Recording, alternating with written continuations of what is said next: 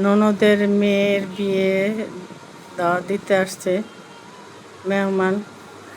তো দুপুর টাইমে আসছে, কি দিমু পরে কি করছি, পাশে ওই যে বাড়ির কাছে হোটেল আছে, হোটেল থেকে সিঙ্গারা আইনা দিছি, তার সাথে কোক আনছি। কোকটা আপনাকে দেখায় নাই। আর এই দাবা এই মেয়ের বাপে এই যে ইলিশ মাছ আনছে, ইলিশ মাছটা কী করছি, মাছকান্দা টুকরা করছি করছি মতন দিয়ে ছোটো ছোটো টুকরা আছে। তারপর ডরে ভরে কী করছি, বাচ্চার বাপের লেগে আলাদা একটা বড় টুকরা রাখছে, আর সবটি ছোটো ছোটো হয়ে গেছে গা। কী আর করা, মানে হয়ে গেছে গা যেটা পরে হচ্ছে বেগুন দিয়ে ইলিশ মাছ দা রান্না করবো। আসসালামু আলাইকুম, আশা করি সবাই ভালো আছেন। ভিডিওটা যেখান থেকে দেখবেন সবাইকে অনেক অনেক ধন্যবাদ, ভালোবাসা ও শুভেচ্ছা। ইলিশ মাছ দিয়ে বেগুন দা রান্না করব, কারণ ইলিশ মাছ বেগুন আমার খুব প্রিয় সব তরকারির চেয়ে। দেখবেন ইলিশ মাছ বেগুন দা রান্না করলে দেখবেন আলাদা একটা গ্রান আসে। আর এই যে মুথুরি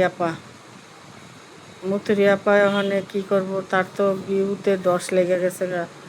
এতদিন দেখেন যে বোনের জামাই বিদেশ তাইব, সে যে গুছে বোনের জামাইরে আনতে গেছে, মনে হয় যেমন বোনের জামাইরে আনে না, সে নিজের স্বামীরে আনতে গেছে।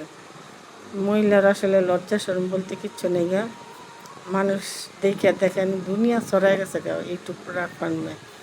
মানে এমন বেশর্মা মহিলা আমার জগতে দিই নেই। আর বোনের জামাইরে দেওয়া তো আর কোনো ব্যবসা হইল না। অনেক কী করবো, ঘুরে এটা বাংলা সিনেমার রিনা খানের মতন খালি কি করব, দিকটা কুচালি করব, খালি চিন্তা ভাবনা করে।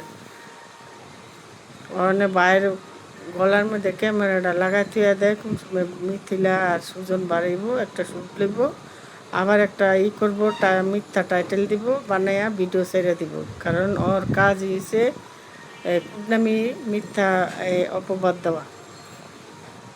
এই যে রান্না বাড়া শেষ।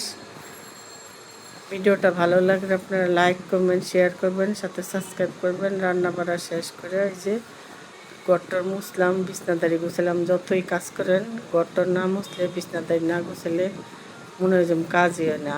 আজকে এই পর্যন্তই, আল্লাহ হাফেজ।